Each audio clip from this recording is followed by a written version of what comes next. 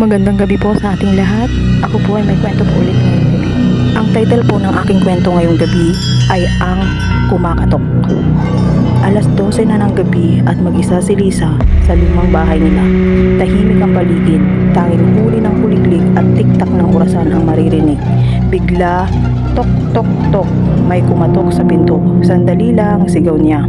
Habang mabagal na lumalapit, sumilip siya sa bintana. Walang tao.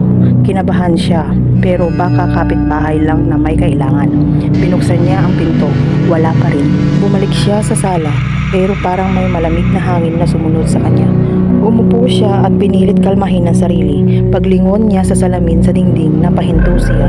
Sa likod niya may nakatayo, isang babaeng duguan ng damit.